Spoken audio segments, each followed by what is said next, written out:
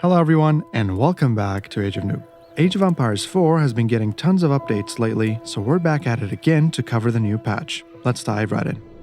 To start off, the devs have announced a brand new seasonal event, which is the Hallow's Hearth. With it, we're getting this gorgeous new Halloween-themed biome that will run from today until November 14th. There are also a bunch of rewards as usual, so check those out if you're interested.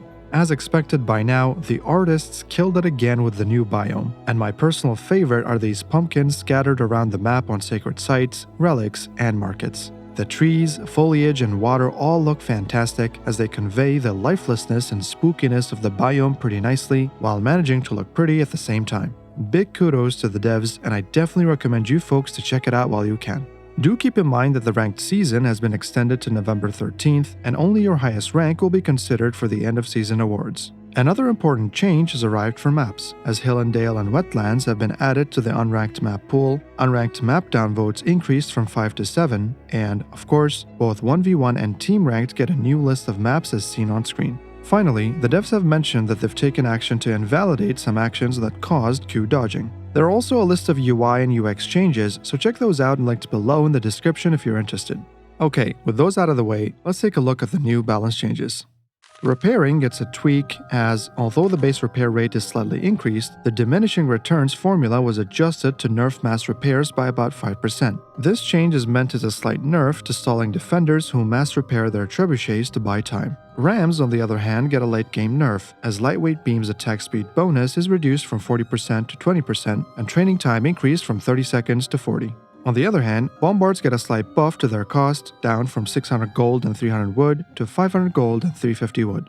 Reboliquin's aim time was removed and added to the reload time, so the damage dealt should remain the same, but this change should make the unit more responsive. It also received the same cost buff as the bombard, down from 600 gold and 300 wood to 500 gold and 350 wood as well.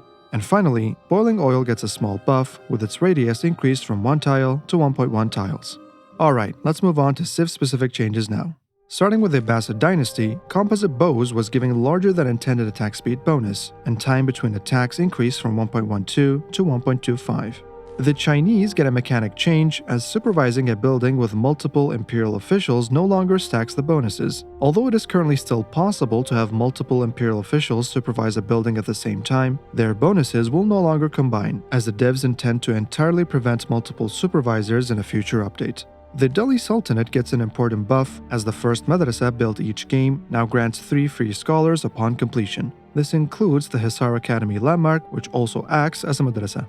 The French get a pretty negligible nerf, as a Red Palace landmark arbalest granted to town centers and keeps range reduced from 10 to 9.5. The Holy Roman Empire receives 2 buffs. First, the Minework Palace landmark's riveted chainmail's cost is reduced from 45 food and 105 gold to only 30 food and 75 gold, and Steel Barding's cost reduced from 120 food and 300 gold to 90 food and 210 gold. Furthermore, the Landsknecht's health is increased by 5 HP from 80 to 85 for the base and 95 to 100 for the elite version. The Malians also get a set of buffs. The Mustafadi's stealth duration is increased from 20 to 30 seconds, and more importantly, its ability cooldown is halved from 60 to 30 seconds. Furthermore, the Precision Training Technology's additional javelin damage is also increased from 2 to 3.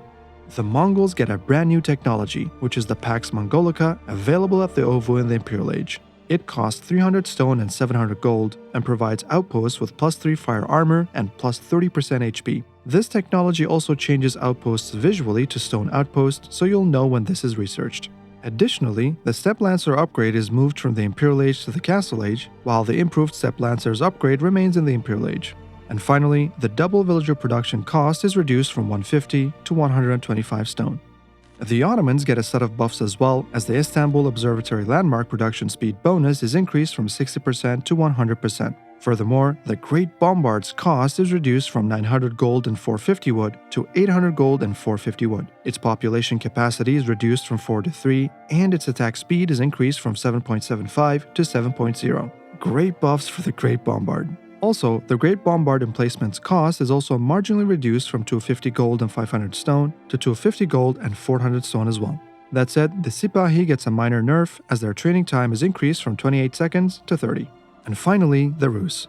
Their scout's line of sight is reduced by 1 tile to be normalized with all other civilizations, so it's a slight nerf. More importantly, the Castle Age Kremlin militia also takes a big hit, as their health is reduced from 125 to 115, their damage from 12 to 10, and their cost from 40 to 55 food per ticket.